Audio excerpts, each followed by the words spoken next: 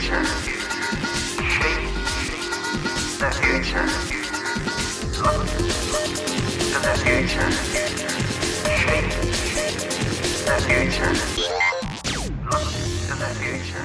Shape the future. Hi everyone, my name is Justin Schofield and I'm the creator behind VideoGameDocs. I wanted to try something a little different with this video because I wanted to make this feel more like a conversation. To me, that's what video game history is all about. Real conversations about real history, trying to put the pieces together about games, consoles, and developers that we all know and love. So instead of the normal video format that I've been doing for the past however many videos, for this opening bit of the video, you're gonna get me. Please let me know in the comments which one you prefer. And of course, sit back and relax as we talk about the history of the Xbox.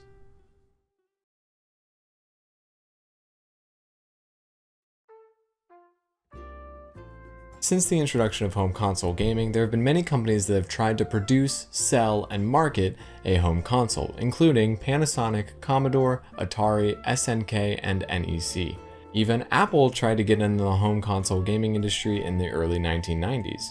But by the time the Dreamcast released in 1998, there were really only 3 companies still standing. The first, Nintendo, the Big N, the toy-turned gaming giant who brought home consoles back to America in 1985 with the NES.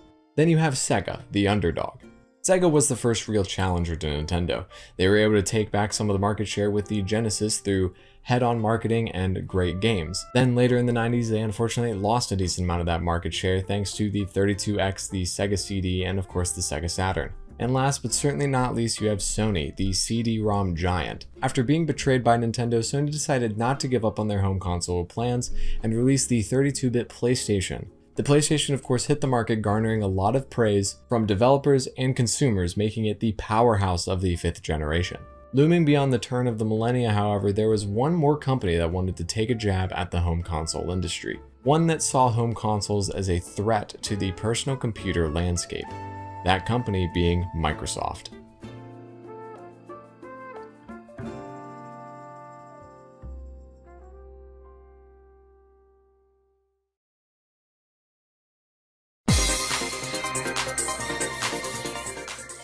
Prior to the PlayStation 2's announcement in 1999, Bill Gates, CEO and co-founder of Microsoft, decided to approach Sony's CEO Nobuyuki Aide with a proposition that Sony should use Microsoft's programming tools. Microsoft made this proposition once before, with the Dreamcast having a version of Windows CE that developers could use. Unfortunately, those tools were by and large inferior to what Sega offered, so most developers opted not to use it. Despite Gates' interest in entering the gaming industry in a larger scale, Aide turned him down, and later said, with Microsoft, open architecture means Microsoft architecture. Sony then announced that they had plans for the PlayStation 1's successor, the PlayStation 2. Originally, Sony envisioned a future where 4 to 5 PlayStation 2s would be in every home, either being used as a games machine, a media player, or a personal computer replacement. With the console able to run Linux, Ken Kutaragi himself called the PlayStation 2, quote, a revolutionary computer system set to reinvent the nature of video games. Thanks to Sony's vision of their console overtaking the personal computer market, Seamus Blackley, the program manager for entertainment graphics at Microsoft, whose failure at DreamWorks Interactive with Jurassic Park Trespasser somehow landed him a job at Microsoft, started brainstorming ideas to strike back. So while on a flight to visit his girlfriend in Boston, he thought to himself, how can we beat Sony at their own game? You see, Sony had taunted Microsoft, whether they meant to or not, with the idea that their PlayStation 2 would take over the personal computer landscape. Blackley realized that everyone who made PlayStation games had to work on a PC to make them. So why not flip the market and, quote, just make the PC into a console, end quote. In a surprisingly unrelated event shortly after Blackley's spark of inspiration, 47 top executives of Microsoft were convening at a resort near Canada. While participating in an exercise where you propose an idea, write it down on a card, and hold it out in front of you, Rick Thompson, the general manager at the time, held up a card in front of him that said, what if the biggest cable company, internet provider, and game console got together? The idea behind the exercise was to go around the room and read each idea, and if you found an idea that was more compelling than yours, you would stand behind them. By the end of the exercise, Thompson ended up with 15 other executives behind him, including Bill Gates. They then broke off and discussed Thompson's idea for about an hour and a half, and while doing so, Gates decided that making a home console would be an endeavor that they could at least look into. They then made a team comprised of 4 people to initially create the Xbox. These 4 were Seamus Blackley, Kevin Bacchus, Odo Burks, and Ted Hayes. The group decided to codename the Xbox Midway, after the battle that took place in World War II, where the Americans decisively started to push back the Japanese. Interesting choice, isn't it? Now, at the time, the idea of creating a console that was more in line with personal computers was fairly novel.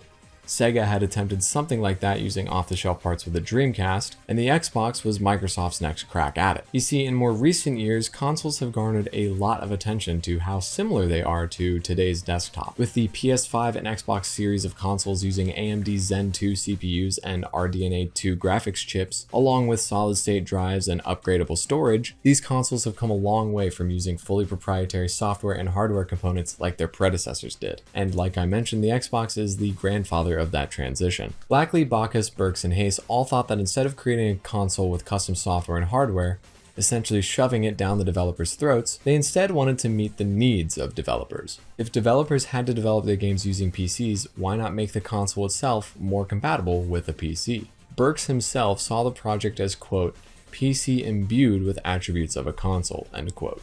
The foundation of the console was DirectX, something that these 4 engineers had already worked on together. The Direct Xbox, or Xbox of short, of course, wouldn't be the first time that a home console used DirectX. Like mentioned earlier, the Sega Dreamcast ran a version of Windows CE, and Windows CE itself was designed to be a pocket-sized operating system for pocket-sized machines. Due to that limitation, the operating system was fairly unfamiliar with a lot of developers. And while DirectX was used on that version of the OS, it didn't really have many advantages over just designing for the proprietary software that Sega gave with it. The team working on the Xbox decided that they were going to use a full version of Windows with compatibility for the latest version of DirectX, making it easy for PC developers to port their projects over. As the fathers of the Xbox continued to work, Microsoft managed to purchase a company by the name of WebTV. The WebTV itself was sort of a thin client, allowing users to connect to their TV to browse the internet or answer boring company emails. Among the developers at WebTV, there were quite a few who had worked at 3DO,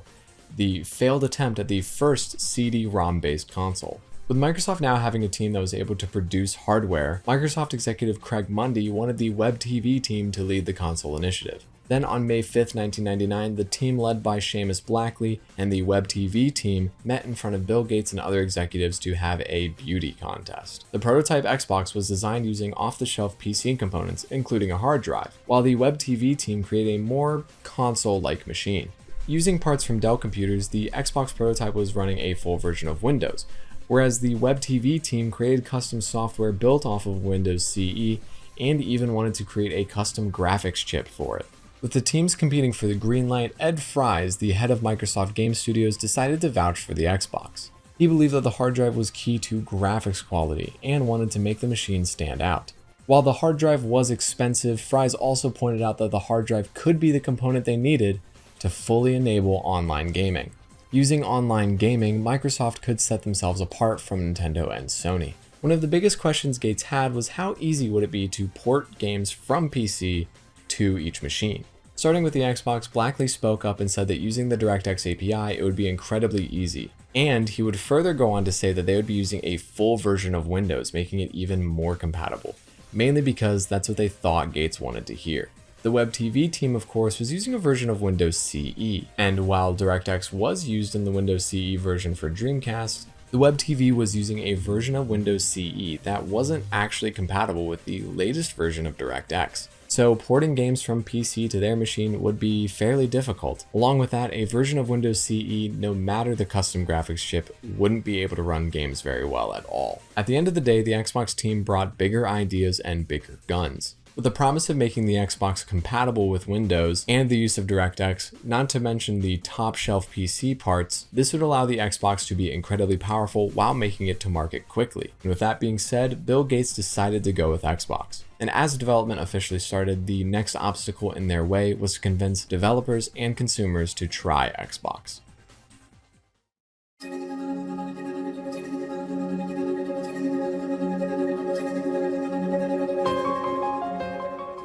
One of the forgotten costs of creating and launching a home console are the relationships needed between developers and publishers. When Nintendo entered the North American console market in 1985 with the NES, they had to convince everyone that home consoles were still going to happen. And then when Sega blew up the scene with the Genesis, they had to convince developers and publishers to defy Nintendo and support them. And of course, when Sony entered the market with the PlayStation, they had to convince everyone that it was easy to use and very capable. Microsoft, one of the biggest tech giants of the dot-com bubble, deciding to get into the home console industry was a bit interesting. Part of the convincing Microsoft had to do was convincing everyone that they weren't just going to drop out if they didn't see immediate success, an issue that plagued quite a few of their hardware launches. An idea that came up while initially designing the Xbox was the idea of partnering with a third-party computer manufacturer like Dell, who would then mass-produce the units. As development went along, however, Microsoft soon realized that they would need to create the system in-house. As development continued in late 1998, Bill Gates had let it slip that Microsoft was interested and looking into entering the home console market. The internal plan was to announce the system at GDC, or Game Developers Conference, on March 10, 2000. While the team, now comprising of 60, were working hard on building the hardware prototype, two men, James Allard and Cameron Ferroni, were in charge of creating the operating system. With the promise of using Windows, they started from there and quickly started cutting features and things that you don't really need if something's just going to play video games. After cutting so many features, they came to one conclusion: the Xbox shouldn't be running a full version of Windows. Allard and John Thomason approached Gates and told them the situation. Windows was too clunky, and the operating system needed to be streamlined and fast to better run games. Allard recalled, quote, "I think that was the closest Bill ever got to strangling me," end quote. And while Gates may have favored the Xbox thanks to the initial support of Windows, it was a necessary decision. Another important decision was made by Bach, who decided that he didn't want to include a dial-up modem on the Xbox, instead opting for a standard Ethernet port, allowing for higher speeds. This decision in the long run would end up saving Microsoft $221 million if the Xbox sold 43 million units. After somewhat finalizing what the Xbox is going to come with, work was started on the design. According to Horace Luke, the choice of green being used was due to the fact that green was, quote, "the signature color of technology," and possibly in part due to Nintendo claiming red, Sony somewhat claiming blue by this point, and Sega claiming orange with the Dreamcast. Luke wanted to make the Xbox look cool, so he ended up putting a beautiful green orb right in the center. Closing in on Christmas, on December 21st, 1999, Rick Thompson presented a presentation titled Hail Mary to Bill Gates and other executives. The presentation showed Gates and many others in the room that if they decided to pursue the Xbox, they could wind up losing $900 million over 8 years. And if Microsoft ended up in a price war between Sony, they could lose up to $3.3 billion. An ace up their sleeve at Microsoft was online gaming, aka Xbox Live. Though Xbox Live would prove to be essential to the Xbox experience and eventually a success, the service at the moment was very up in the air of whether or not it would be popular. One of the strategies that Thompson had to break into the industry was to ask developers if they were up for sale. Thompson had approached not only Square, but EA, Midway, and Nintendo themselves, all of which fell through because they were either asking too much or they simply weren't for sale. Square, for example, was asking $2.5 billion for 40% of the company, and while Microsoft was generating $1.5 billion of revenue per month, they could definitely afford it. However, Gates and Fries wanted to grow more organically within the industry, instead of just buying out publishers and developers. With time winding down and no hardware specs 100% finalized, other than including Ethernet and a hard drive, a decision had to be made.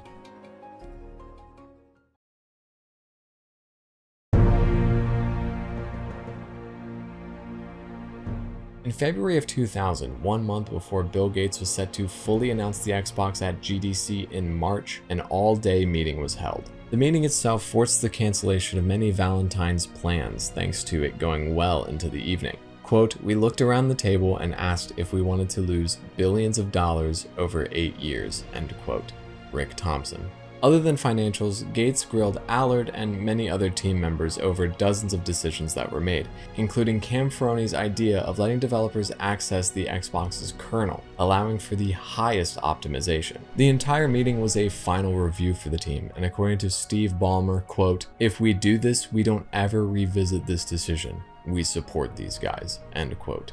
By the end of it, the Xbox itself was greenlit, and thus began the journey to launch. Demos were needed for the announcement, games needed to be developed, and marketing needed to be created and finalized. All while the team was scrambling, Newsweek ran an article on the PlayStation 2 titled Amazing PlayStation 2. Singing the praises of the PS2 to the heavens, Newsweek talked about how the PlayStation 2 could change the gaming landscape forever. Sony wanted the system to be much more than a games machine, and according to Kutaragi, the PS2 was going to let gamers, quote, jack into the Matrix. It was everything Microsoft had feared. Microsoft took a different approach to the Xbox, focusing on games, third-party publishers, and attracting PC developers, much like the strategy that Sony had focused for the original PlayStation. To attract devs and publishers, Microsoft needed finalized hardware. They initially looked at Nvidia to provide the graphics technology for the Xbox. According to many game developers, Nvidia was the correct choice at the time, mainly since a lot of developers were familiar with creating games for them. Jensen Huang, the CEO of Nvidia, who co-founded the company with Kartik Prem and Chris Malachowski, wanted to do business with Microsoft, but he didn't want to sell the chips at a loss. Microsoft had then caught wind of a chip designed by Gigapixel, and the icing on the cake was that the Web TV team was going to help design the chip. Microsoft would end up investing $10 million in Gigapixel and would pay them $15 million to develop the chip. Members of the Advanced Technologies group were quite upset with this decision. There was one glaring issue.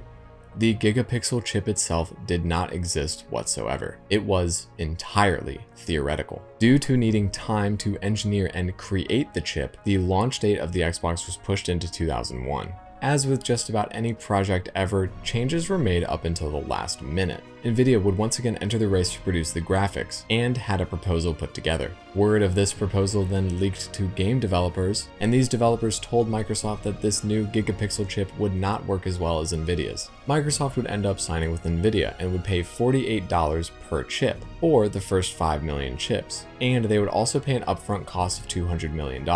According to Wyatt, Nvidia had their own issues, but they had a working chip, and were willing to work within our limits and redesign it to make it work. March 9th, the night before the announcement, Paul Otellini, an executive at Intel, managed to convince Gates that their CPU would be better, and they could provide these chips very easily. Intel snuck the deal out of AMD's grasp, and AMD wouldn't find out until the announcement the following day. With deals made and hardware mostly finalized, it was finally time to announce the Xbox.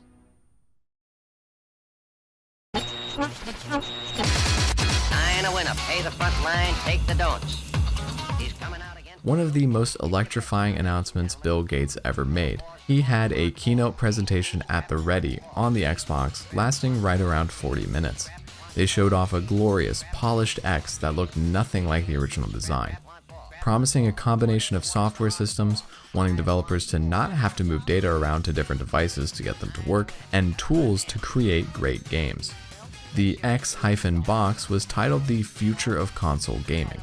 Slated for fall 2001, the announced specs would be a custom Intel Pentium 3, Microsoft NVIDIA collaboration GPU, a Windows 2000 kernel utilizing DirectX, 64 megabytes of DDR running at 200 MHz, a 64-voice i3DL2 audio processor, a whopping 8 gig hard drive, a 4x DVD drive with movie playback, 4 controller ports, 1 expansion port, a 10 to 100 megabits per second Ethernet port, and finally a custom AV connector. Gates even touted the X-Box graphics processor was capable of 1 trillion operations per second. Along with that, the most futuristic piece of the Xbox was the hard drive. The reasoning Gates gave was that higher performance systems demands higher performance data access, and that users demand easier ways to manage persistent data. After the announcement, the presentation itself and the new competition to the industry were well received, with many developers leaving the keynote quite impressed with the addition of the hard drive, the Ethernet port, and the idea of easy-to-use development tools moving between 2 different Windows systems. With the power of the Xbox, Microsoft was able to win over Bethesda Game Studios and Tecmo, making the Elder Scrolls 3 Morrowind and Dead or Alive 3 exclusive to the Xbox. Microsoft began rebranding its games group and the Microsoft Games division, wanting them to make titles not only for Windows but for the Xbox as well. As they were rebranding, Fry's began scouting again for more developers to join the group. As he was searching, he came upon a small studio that never sold more than 200,000 units per game, and to make it sweeter, a major Mac developer, Bungie.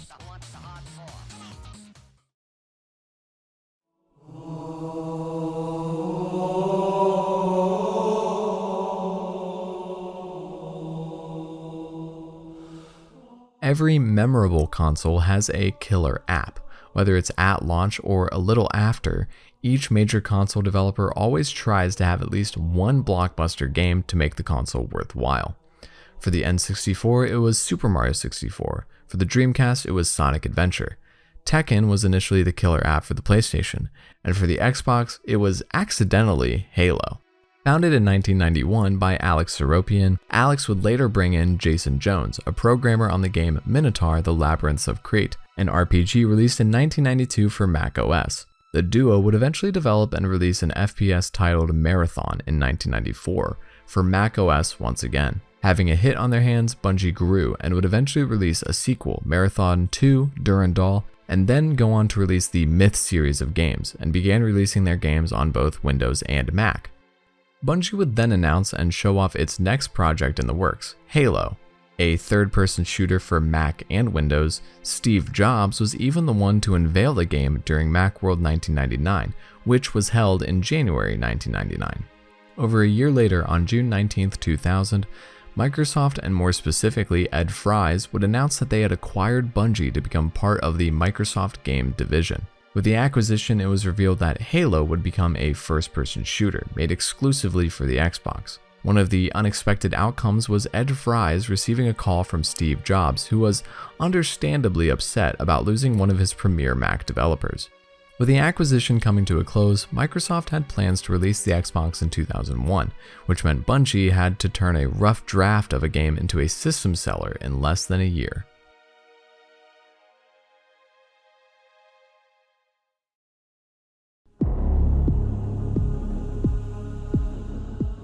At CES 2001, taking place in Las Vegas on January 3rd, Bill Gates and Dwayne "The Rock" Johnson took the stage and officially unveiled the Xbox for the first time.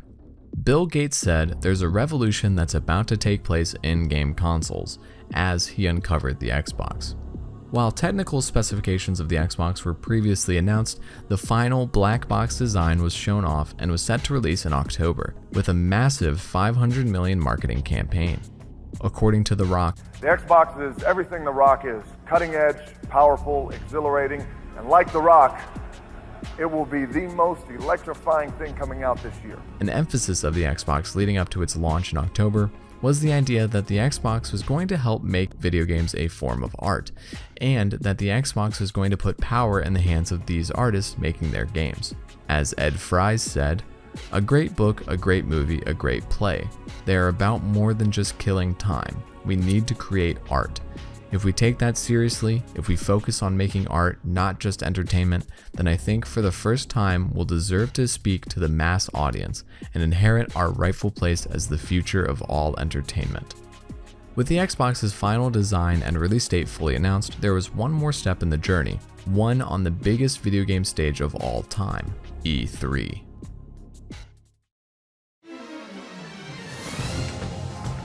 Held on May 17th through May 19th, E3 2001 was one of the biggest. Not only did you have the current big three, Sony, Nintendo, and Sega, who unfortunately was taking a smaller role, but now you had Microsoft.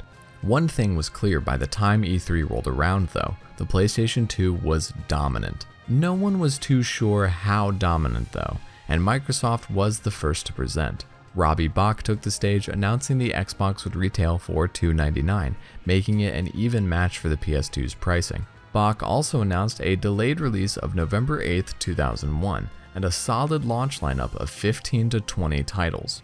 Although all of this sounds good on paper, the Xbox E3 showcase was anything but smooth or easy. Bach attempted to show the Xbox powering on, but it didn't run at all. Along with that, demos that Microsoft had lined up weren't working very well, since the prototypes they had out were only running at 1/3 of the proposed speed. Halo made its second showing, this time as a first-person shooter titled Halo Combat Evolved, and since the prototype was fairly weak and Bungie was still scrambling the game to make it playable, the demos themselves had fairly mixed receptions. Of course, they did announce that Sega would be joining them with developing software for the Xbox, most notably with Panzer Dragoon, Gun Valkyrie, Jet Set Radio Future, and announced that House of the Dead 3 and Crazy Taxi Next would debut on Xbox. Microsoft had a large focus on online gaming, which was somewhat absent from the other companies there. Online has to be easy. Fast, secure, and easy for people to get connected. One of the benefits of owning an Xbox compared to the other consoles was you didn't have to buy anything extra. The adapter was built into the box. They also announced that Sega, Activision, Eidos, THQ, and more had joined the Xbox's online structure. Nintendo was attempting to regain dominance with an incredibly powerful console that wowed attendees, and they continued to boast their Game Boy Advance alongside the GameCube, promising guests that both would launch in 2001.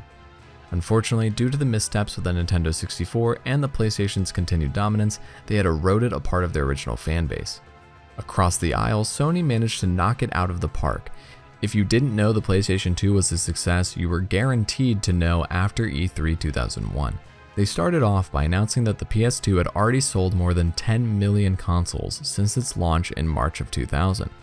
While Xbox was of course focused on their games and the developers, it seemed as though Sony and PlayStation 2 was going to make the games into art. With the announcement of Gran Turismo 3, Metal Gear Solid 2, Silent Hill 2, Devil May Cry, Jak and Daxter, and a brand new Final Fantasy, Sony was ready to continue their momentum. Many believe that with Sony pulling out the big guns for the PlayStation 2 and Nintendo having a pretty good looking console and showing, the Xbox itself was doomed to fail. With E3 coming to a close, it seemed as though November 8th was now barreling towards Microsoft. Would the Xbox be ready, or would it be the failure everyone thought it was going to be?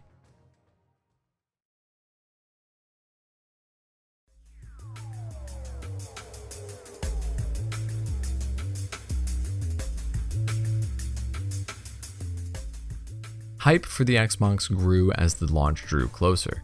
Toys R Us announced that online pre-orders for the console had sold out within 30 minutes of them going live, and Microsoft had stated that they planned on shipping 1 to 1.5 million units by the end of 2000.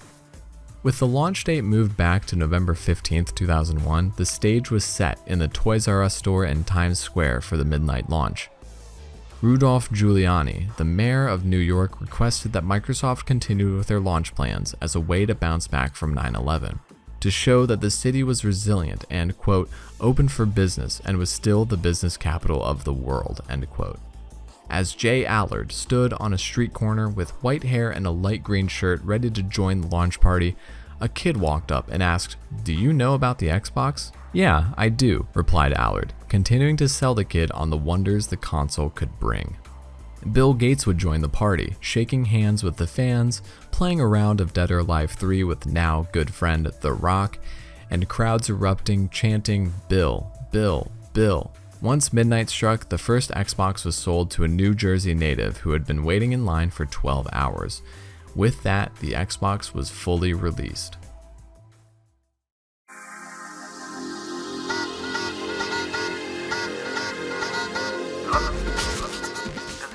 The Xbox itself weighs around 8.5 pounds and comes in at 12.5 by 4 by 10.5 inches, a much larger cousin than the Dreamcast and GameCube. Popping the hood on the Xbox, inside we have a custom Intel Pentium 3 CPU, which is a 32-bit CPU running at 733 MHz. It has 32 kilobytes of L1 cache and 128 kilobytes on-die L2 cache. It has a gunning transceiver logic front-side bus to the GPU and runs at 133 MHz, allowing for 1.06 gigabytes per second of bandwidth. It's also capable of SSE floating point SIMD with 4 single precision floating point numbers per clock cycle. It also has an MMX integer SIMD as well. The GPU chipset is a NV2A application-specific integrated circuit, which was co-developed by Microsoft and NVIDIA, and was essentially a GeForce 3 chip that ran at 233 MHz. When it comes to graphics performance, things get a little shaky. You see, while researching for this video, the GameCube video, and quite a few others, there seems to be missing information.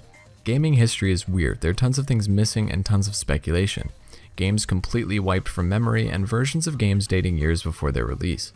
As I've researched for the PlayStation, Dreamcast, Saturn, GameCube, Nintendo 64, and now the Xbox, I've noticed a few things. Gaming history seems to be very focused on the 1980s to the mid-1990s. From late 1990s to early 2000s, aka the early days of the internet, a ton of information seems to have vanished. Magazines, websites, and much more just gone. For example, the Xbox. While researching, I have found 4 different performance benchmarks for the Xbox. 5.8 gigaflops, 7.3 gigaflops, 20 gigaflops, and 140.1 gigaflops.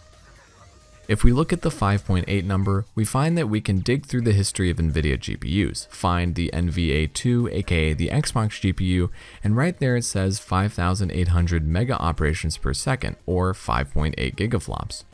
However, like stated earlier, some sources say it's capable of 7.6 gigaflops like GameSpot here. Wikipedia confidently states the GPU is capable of 20 gigaflops with no source whatsoever, but GameSpot also says it's capable of 20 gigaflops, likely taking the number from Wikipedia. If you were to look at any of these sources, you wouldn't find any information for how these numbers were reached. So, what is the performance in flops of the Xbox? According to Microsoft, the GPU can reach 140.1 gigaflops of performance. What could be happening is a weird game of telephone. 5.8 gigaflops could simply be the GPU's performance rate, whereas if you add in memory and CPU, the Xbox would reach a theoretical performance rate of 20 gigaflops. 20 gigaflops seems to be the most cited number online. However, I also saw claims that the CPU hits 1.5 gigaflops and the GPU hits the 5.8 gigaflops number, equaling 7.3 gigaflops as stated previously. None of these really matter since most of these are theoretical performance maximums anyway. The point of this is to show and put out there that gaming history and many historians seem to have a knack for focusing on the 8-bit, 16-bit, and some 32-bit history before hitting a black hole of knowledge up until the 7th generation of consoles. If you have any real information on what the performance output of the Xbox, PS2, and GameCube are, please let me know. I cannot count how many dead links I found attempting to research this part of gaming history, not only in terms of the Xbox but also the GameCube, with, like I said earlier, many magazines, links, and more just straight up missing.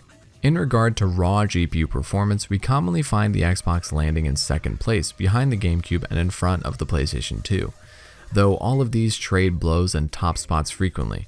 For example, the Xbox manages to render 46 million polygons per second with 1 light source, 16 million polygons per second at 4 light sources. GameCube renders 90 million polygons per second and 20 million polygons per second respectively, and the PlayStation 2 hits 39 million polygons per second and 9.8 million polygons per second. With fill rates, the PlayStation takes the top spot with 2.3 gigapixels per second, the Xbox is second with 870 megapixels per second, and the GameCube lands at 648 megapixels per second. The Xbox ranges between 7 million 32 pixel triangles per second and 21 million, with 2 textures, lighting, Z-buffering, fogging, and alpha blending. The GameCube sits at a realistic performance of 6 million triangles per second and 20 million triangles per second. If my calculations are correct, the PlayStation 2 should have a triangle performance of around 19 million at its high and 15 million triangles per second at its low. To be transparent, these are peak performance theoreticals, and with the case of the PS2, I'm not entirely sure what effects, lighting, fogging, alpha, etc. are on. It is fairly well known that the power of the PS2 is highly optimized, which in turn makes it difficult to program for, whereas the Xbox could be handicapped thanks to the DirectX API, allowing for easier programming but less power given to the developers. RAM was a big uplift in performance for the Xbox, with 64 megabytes compared to the 32 megabytes of the PS2 and 24 megabytes of the GameCube. The hard drive was also a future-proofing concept, allowing for downloads from Xbox Live and game saves to be transferred fairly easily. Overall, the Xbox, while beefier than the PS2 and GameCube, is known to be more powerful on paper. In real-time performance, it took about a year for developers to fully utilize the software, and many multi-platform games opted for marginal improvements over the GameCube and PlayStation 2. Doom 3 and Half-Life 2 were able to run on Xbox hardware, and it's fairly likely the PS2 and maybe even GameCube couldn't handle these games.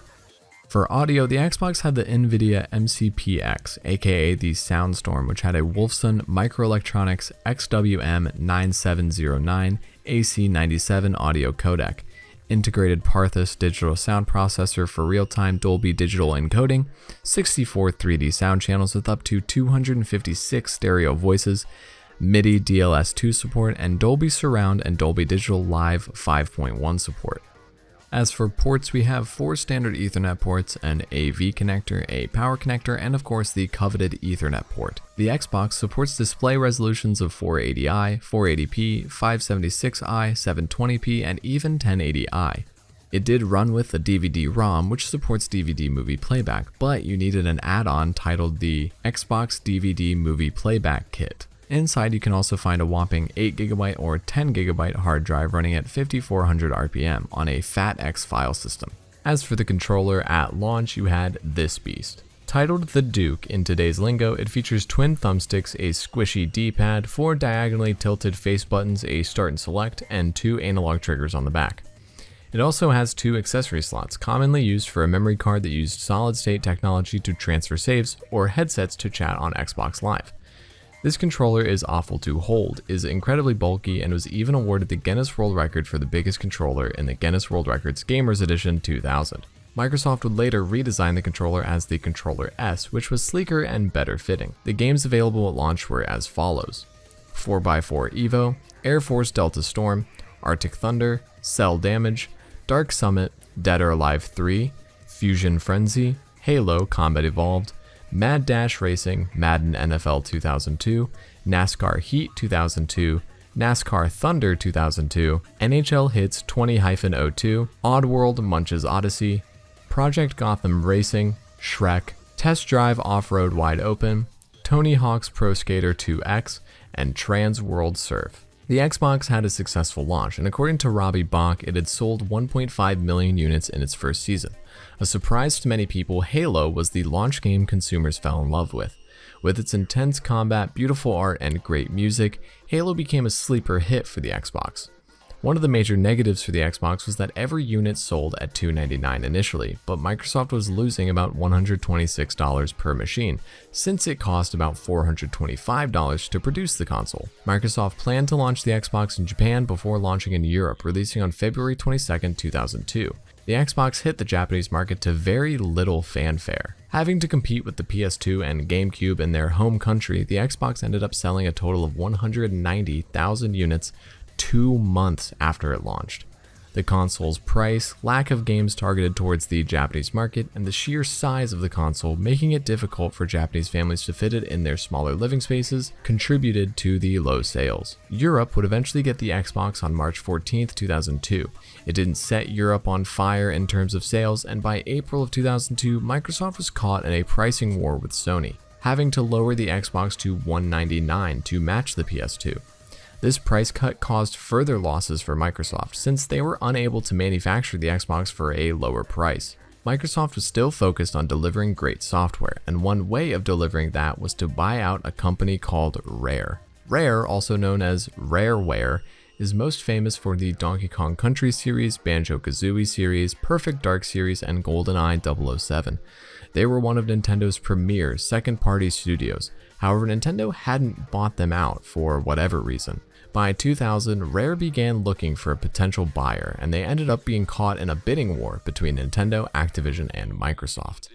Finally, on September 24, 2002, Microsoft purchased Rare for $375 million, becoming a first-party developer for the Xbox. They would go on to release Grab by the Ghoulies and Conquer Live and Reloaded for the Xbox console. Then on November 15th, Microsoft launched a glimpse into the future, Xbox Live. Priced at $50 a year, subscribers could play online games, download content onto their hard drives, and talk with friends and of course other players. Xbox Live introduced the Friends list, having a single identity across each game and of course voice chat with a headset. The service seemed to be popular as it reached 100,000 subscribers, then grew to 250,000 subscribers within the first 2 months of launch. One of the biggest hits for Xbox Live was Halo 2. The hit sequel to Combat Evolved, Halo 2 provided online multiplayer and a new type of multiplayer titled matchmaking, where users didn't have to join servers but would instead be put in a queue to play a game. By July 2004, months before Halo 2's release, Microsoft announced Xbox Live hit 1 million subscribers, and a year later in 2005, membership would double to 2 million subscribers.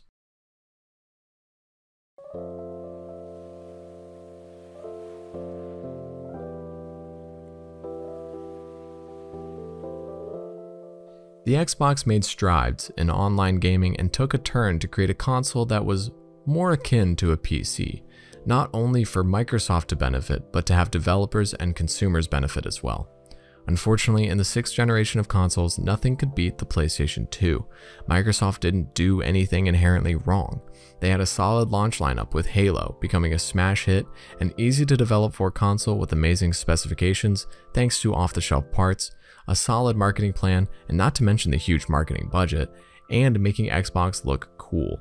The PlayStation 2 itself made a lot of mistakes that I'll be covering in a future video, but the brand name, the cheap and easy to use DVD player, and making it to market a year earlier than Nintendo and Microsoft's offerings helped launch it to incredibly successful heights. The Xbox was predicted by Microsoft to sell 50 million units, but by the time the Xbox was discontinued in 2005, it had only sold 24 million units, less than half of what they predicted.